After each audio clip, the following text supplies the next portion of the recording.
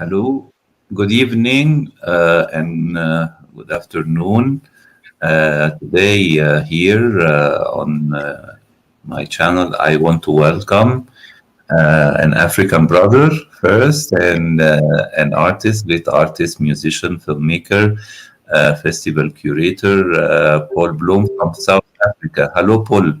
How are you? Hey, very cool. Thanks yourself, man. Thank you very much for accepting my invitation. It is a pleasure to welcome you. It's my Uh, pleasure. my channel is open to all genre of artists and all kind of practices, especially film festivals. I think, after this COVID thing, we should join hand and support each other, and bring back the film industry, either film festival or film market to the live, again after the challenge we faced last year. Yeah, definitely. Paul, I would like you to speak a little about yourself. I saw your biography and your website. Thank you very much for sending it.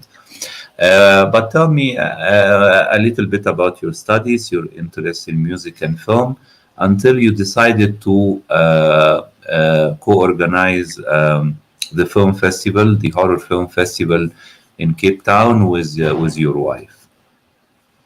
Yeah, well, I guess I grew up in the 70s. I was born in 1970. And my dad, he was a broadcaster at the South African Broadcasting Corporation, newsreader, and he became the the head of one of the departments there. But so we grew up. He always brought back 7 single album LPs and all kinds of records from the studio. So we always grew up with all kinds of music, but sort of at an early age gravitated to the more alternative stuff. And in the same way, also just grew up watching lots of movies and just loved music and movies so much that I, ended up wanting to create these things as well. And so in high school, my 2 brothers and I, we started a little garage band playing sort of punk and rock type songs, metal music. Started another band after that and joined a band called VOD, which was a punk hardcore band, which became a metal band, especially when my brother also joined as a vocalist, sort of did a switch from punk to metal. And with this band, we got a record deal with a German label, Morbid Records. So in the early mid 90s, we flew over to Europe. We recorded there for the label. We stayed in England as our base. We recorded our album, toured Europe, stayed there for about 2 years, and then I came back again. And then, so when I was here, I had to start kind of doing something. But prior to this, I was at university. I did my BA degree, and then I went to film school after that. But then I kind of dropped out of film school because it was too theoretical for me. So I went off and started doing my own thing, editing, doing all kinds of editing work, sort of stuff for the band as well, and some corporate stuff. But then, so when we came back from Europe, about 97 or so, I also had a little solo project called Fate, like a one-man, strange industrial kind of electronic metal band thing. Well, can't call it a band if it's one guy, so it's a solo project. But on top of that, so I had to kind of do something now when I was back in South Africa, because most of the band, they still stayed behind. Like our bass player, he was born in the UK, and moved to South Africa when he was in school. So he decided to stay back in his home country. But I looked into, and I saw my dad suggested there was this an Afrikaans newspaper called Die Burger. It's translated as The Citizen. They had a youth supplement, and he said he noticed they didn't have movie reviews, and he knows that I like movies. I'm interested in making them and doing anything movie related. So I approached them and started a little movie column for them, and then just snowballed from there. I started writing for a whole bunch of other magazines and newspapers in and around South Africa, and that sort of extended to creating my own website, flamedrop.com, where I've got all music and movie related reviews and interviews with musicians and filmmakers, But around 2004, I met Sonia, my wife, in 2000. We started our band Terminatrix in 2002. And then in 2004, we made a little short film called Imperfection, a sort of strange, dark, psychological horror film. But then once we finished it, there was nowhere to screen it. And we, when I was younger, always going through Fangoria magazines, always saw they had this weekend of horrors events that they had, sort of little horror film festivals. And we always thought it would be so cool if they had something like that in South Africa, and no one ever bothered to do it. I think mainly because it's a small market for that, and it's not like you can become extremely rich screening horror films in South Africa, let alone making them. But then we decided someone has to do it, so we just jumped in and created the Horrorfest ourselves. Besides being able just to screen our own little movie somewhere, also to try and get people in and around South Africa to send us their work, because there had to be a couple other people who've made something and don't have anywhere to show it in South Africa. But beyond that, we also had some couple of international shorts dribbling in. I can't remember how I think it was just people that I came across. I think it was still MySpace in those days. Yeah, it had to be via MySpace. Met some interesting filmmakers there that made these little short films. Like one guy, his name is Dominic Hailstone, extremely talented artist and digital artist. He made this very interesting short called The Eel, and we got that from him. A couple of local film schools sent us some projects, and it just, from 2005, it just grew and grew and grew, and word got out. The rest of the world started hearing about the South African Horrorfest. That people just started sending us more and more movies, to the extent that some of the films that they sent us was actually not very horror, but still very good. So we decided just to create. So some of it was sort of more kind of extreme underground films, and others were more like science fiction. We even had some music-related submissions, which ended up, down the years, we created the Celluloid Science Fiction, Fantasy and Animation Film Festival. We created the X-Fest Extreme Underground Film Festival, and the Sound on Screen Music Film Festival. So we've just expanded it beyond. We also had for a stretch, we had the Daring Dockies Film Festival, which focused on more challenging documentaries, not sort of all light-hearted stuff, but some heavier subjects. But we haven't done that in quite a few years. But yeah, so at the moment, actually this year, we just banged them out in a row, because last year everything was up in the air. We did do the Horrorfest last year. It's also the first time we went from the cinema to do it online as well. We had a couple of online, most of it was online last year, and a couple of cinema screenings. And this year it was actually far more. We expanded again to get more cinema screenings in, because people want to go out, but then some people are a bit more wary. They're not too keen. So it's this interesting balance that we had to maintain in, will people come to the cinema, or would they prefer to stream it? But then the downside to the streaming is, in South Africa, data is very expensive, and most people use it on their phones. They don't have fiber on their internet for their computers at home. So they have to be very careful in how they spend their data, because they have to keep buying and topping up. So to watch an entire festival is very difficult for someone in that position. So that's something we had to keep in mind as well. Also try not to make it too expensive. But yeah, we've had the same theatre partner since we started, the Labia Theatre. It used to be in a little ballroom that an Italian royal family, the Labia family, they donated it to the Italian embassy, and this ballroom got turned into, in the 70s, they turned it into a cinema. So they just kept the name, and I think it was just one cinema at the time, but then over the years they split it up into one large one and three smaller ones, well, sort of medium size and two smaller ones. So it's got 4 cinemas there now. And we've been there forever. Ludi Kras and the guys running there, they've always been supportive, and we've always been supportive in return, because there are no real independent cinemas left in South Africa. It's all, mall cinemas, sort of cineplexes, 10 to 15 big commercial cinema chains, and this is just one small little independent cinema, and they used to show strictly art house films, but they have to show some more commercial movies to pay the rent.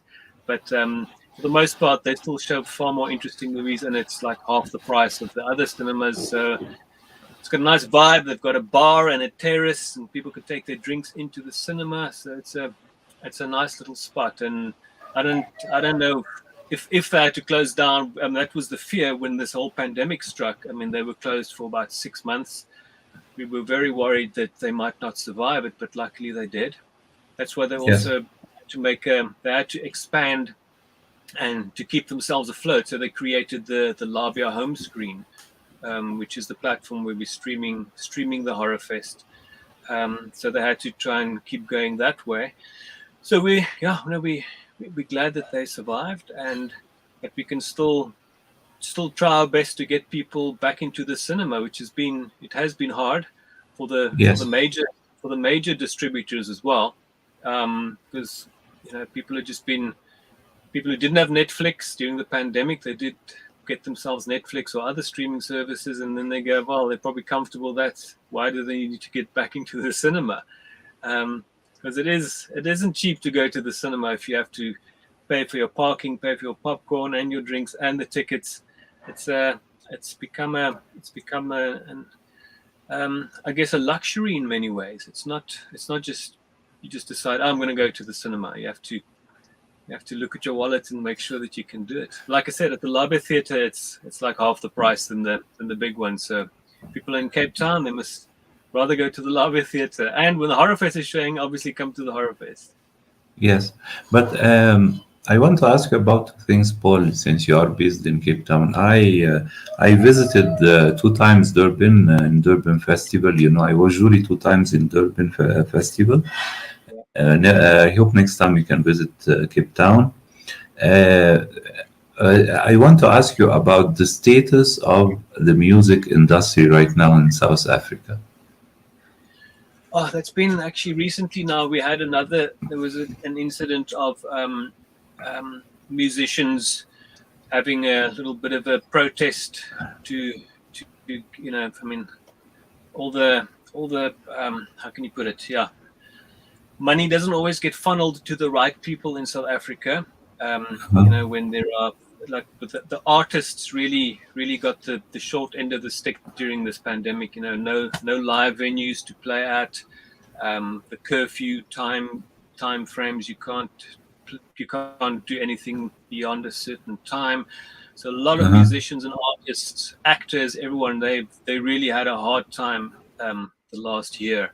And recently there was a protest about this, and the cops got very, very rough with one particular female musician in particular, which is really not cool. And it's just a case of, I guess the government has to try and help everyone everywhere, and that's not easy, especially if there's lots of corruption. There's been lots of corruption that's eaten up billions in South Africa. So, but I don't want to get into that political thing. But it's really, that the musicians have, it's hit the music industry very hard. But people try to make plans to stay afloat, to doing little online concerts. But it's also been difficult to try and convince people to pay for an online show, because when people go out, they want to go out, see a live band and have a drink, but to sit at home and watch on a computer doesn't really have the same effect. But it's I can't speak for all of the different sectors of the music industry. I think some people have been doing fine, especially the more commercial guys. People still stream their stuff, whereas the smaller independent bands and artists, it's difficult for them to reach their audience, especially if the radio or the kind of commercial news, they don't really cover it as much. But that's something I've been used to that for decades, doing alternative music. It's just don't expect to make a living with it. You have to do something on the side. But yeah, all round artists, I think they really got a bit of a the raw end of the deal in South Africa.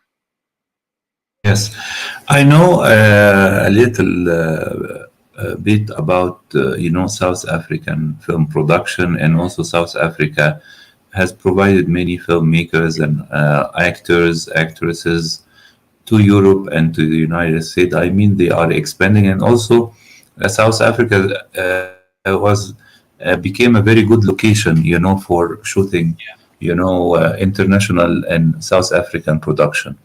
But I want to ask you specifically about horror film for the adoption. How do you see it in South Africa? Like I usually say, well, from my perspective, is the local productions, there aren't as many.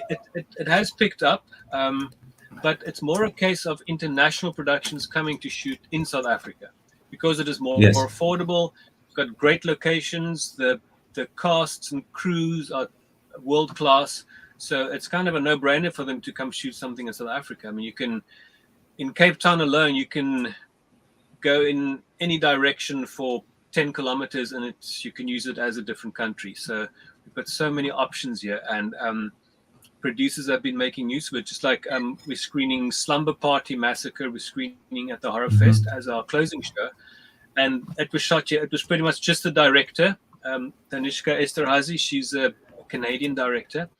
I think she's about the only foreign person on the movie. The rest were all the actors, all the cast, all the crew. Everyone was South African. See, right now, being Africans, both of us, we know that Africa is the Egypt or the Francophone, Anglophone Africa. I mean, the whole continent has a lot of stories, lot of heritage in relation to what we are specifically talking about, horror and magic and paranormal and everything. I think, our stories also inspired other filmmakers. Right now, while I've been talking to you, I remember watching Wes Craven, The Serpent and the Rainbow. Maybe you remember this film, and it was done from the perspective of an American who visited Africa, and he was exposed to maybe black magic or being buried alive, or yes. And there have been a lot of trials, trying to make these stories. Tell me, do you think your festival could be like inspirational for filmmakers to delve into this specific genre? No, we hope so. Initially, we have noticed. I mean, when we got started, there are some people that we know that specifically because of the Horrorfest, they decided, hey, they're going to try and do something, and they've actually created some very cool stuff. Yes. And some people we befriended, they just came out of film school at the time. They've gone up to create some very cool stuff, like a movie that was just finished here recently, Gaia. Yes. Our friend Leon Fischer, he was the editor and the grader on that, and they just won I think somewhere in Italy. There was a science fiction festival in Italy this week. They won an award there. So yeah, it's nice to see it grow like that. Obviously, we would like to see it grow more, but you can't force it. It's going to happen the way it's going to happen. And budget-wise, some people have to put up their own money for these things. People don't always want to take a chance on a specific project like this. Yes. With South Africa did have quite a long tradition of, when it's a South African movie, it usually has a very specific kind of a socio-political theme.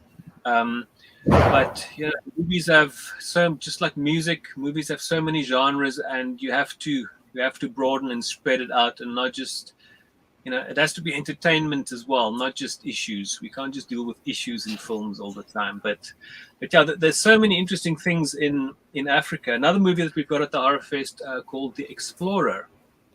It's about it's a documentary on a French cryptozoologist who goes to the Congo to look for it's almost like a Loch Ness monster myth that they have there in Africa, up in the Congo.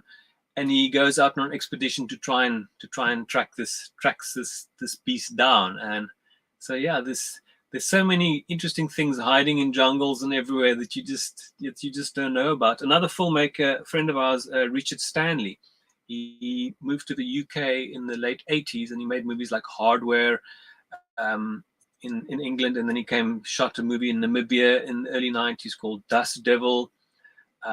He's done some. I remember Dust Devil. I saw it when it was new. Yes, with Robert Burke, the actor. Yeah, that's right. And that was also based on a kind of an African myth of this kind of a wanderer in the kind of travels with the storm. And there's so many interesting things that people can explore, and people should do that. There's another movie that I think it's currently on Netflix. I don't know if it's just in Africa or if it's global Netflix. I think it's number 8. Yes. I think it's like a couple of South African and African kind of mythological horror stories that are sort of linked together. I haven't seen it yet, but I've been postponed. I've got so much I have to watch. When we get to the Horrorfest every year, we have hundreds of stuff we need to sift through, and to try and get it done in time, we have to announce the selections. So we end up watching so many movies, and especially short films, that to watch movies for entertainment, it's a bit of a luxury. We can maybe squeeze one in on the weekend. So we've got a long list of movies we have to watch now once the Horrorfest is finished. Yes, and you're screening the new Halloween film in the new edition, right? Yes, yeah. We opened with that. We just had the one screening as the opening screening on 27th of October. We had that. We also did the year before, it was postponed in 2019. We did the 2018 version that they had, the first kind of continuation. And hopefully next year we'll have Halloween Kills as well, and maybe open the festival that. So then we've opened the festival with a Halloween movie every single time, and it's over Halloween season, so it's perfect. Tell me, Paul, is it difficult to find juries for a horror festival, or it is easy because you can look in the filmmakers and actors who used to be filmmakers or scream queens, like we say? Yeah. No. For up until about 2 years ago, it was always just been Sonia and I, and then we'd get some additional people to. I don't know if you've seen the movie Fried Barry. Yes. Ryan Kruger. He was a jury member one year. Another connection of ours, Marnus Trudeau. He's actually shot some of our music videos with us. He's been on there. Leon Visser, who I mentioned, who edited the Gaia movie. He's been on there, but we've never. I mean, I've got contact with quite a few international people, but this is the first year I thought, hang on, we've never actually bothered to ask any international filmmakers if they want to be on our jury. And so, well, let me just do it. And I just thought who came up first, and Mick Garris came up first because he's an extremely nice guy and he's always willing to help and assist. And he's made some cool movies, lots of Stephen King stuff. So I contacted him and he got back immediately and said, yeah, definitely. Because it's a matter of time, people are busy. They're making their own movies. He's got his post-mortem podcast. He travels all over every month he's at another event, another festival. So it's difficult to pin these guys down. And he was very keen to participate. Obviously, he's not here. We're doing it remotely, so he's watching the movies on his side, and then we'll get his feedback. And I also tried I've also been in contact with Tony Timpone, who was the Fangoria editor for many years. I've been in contact with him since, I would say, probably the early 2000s, mid 2000s. So I just contacted him. He came back to me straight away and said, yes, cool, he'll do it. And then I thought, we need to get a bit of a female balance, because Sonia would then be the only female jury member. And then I thought maybe just a good one shot to get two female jurors in one go. I thought of the Soska twins. They made American Mary and the David Cronenberg's Rabbit remake. But then I was thinking how to get hold of them. So I contacted my friend Chris Alexander. He was also actually, after Tony Timpone, was the Fangoria editor for a long stretch. He's now involved with Full Moon Features. He's made a few movies with them. He's produced some of his own little independent, he calls it Fever Dreams, his films. It's his kind of weird trips. And so I asked him if he knows I can get hold of the Soskas, because he's Canadian and they're also Canadian. So he sent me the email, shot an email off to them, and they got back to me immediately and said, yeah, they'd love to. So it was a very, very painless process to get a very, very strong jury for this year. Some very cool names. Yes. Okay, Paul, I would like to ask you the magic question right now. What is your favorite scary movie? That is the worst question to ask, because I love so many. Besides, I love all kinds of movies, but I would say, I guess it's become easier over the years for me to say that if I have to pin it down to one, it's probably The Shining, Stanley Kubrick's The Shining. Yes, I watched it several times, by the way, and watched it many and read a lot of articles and so many documentaries about it. Yeah. And when I was jury once in Macedonia, and Stanley Kubrick co-producer, and he's the brother of his wife, was jury with me, and I interviewed him, and I asked him about all of Stanley Kubrick films. I love his films. It's they are very deep films, and they are really film d'auteur, because he used to spend a lot of time preparing the scripts and the writing, and he was involved in everything. Yeah, I mean, I've got a most Kubrick movies. I think I've got about, Lolita, and he did Spartacus, did he? Yes, he did Spartacus and Pathos of Glory with Kirk Douglas. Yeah, Spartacus and Lolita, I think those are the only ones I don't have on DVD or Blu-ray. So yes. I mean, when you watch a Kubrick movie, I mean, I guess that's probably the closest you can come to a perfect movie, unless you don't like the subject matter, then that would be a downside for you. I mean, it's just all the elements, like The Shining. It was everything about there are so few things in there that you can say, well, no, that's wrong. It's just everything's so spot on, and the acting, the music, everything works well together. The photography, of course, Kubrick, being a photographer and still photographer, before venturing into films, he used to know about lenses and light and camera movement a lot. Yeah. And I want to tell you, I've seen they did a remake of The Shining, more faithful to the novel, as a mini series, and also there was yes, and they did as well last year or 2 years ago a sequel, from the novel, the sequel novel, Dr. Sleep. Yeah. But I think I think maybe also Stephen King was a little bit jealous, because Stanley Kubrick film, I think it's was more deep than the novel itself. I think it was more profound, more psychological, more character study, more thrilling, than the novel. That's why he didn't like the Stanley Kubrick version. But I want to tell you, The Shining came, I think, in the beginning of the 80s. I was 10 years old. I didn't see it until I was grown up. But I remember there are very few films in Egypt that kept on in theaters for a year or two before the years of multiplexes. Yeah. We used to have big cinema, like the Opera House, like MGM Cinema in Cairo, and Radio Cinema used to screen Warner Brothers film, and The Shining, and films like Jaws, films like Coma, and films like Earthquake as well. They used to stay for a year or a year and a half, or they keep on repeating them, every now and then. I think that, cinema, before internet and the digital application had more value and more impact, I think, on the viewers. Yes, yeah. Yeah, Mhm. because I mean things have become so, it's just everything is too instantaneous. I mean, Uh-huh.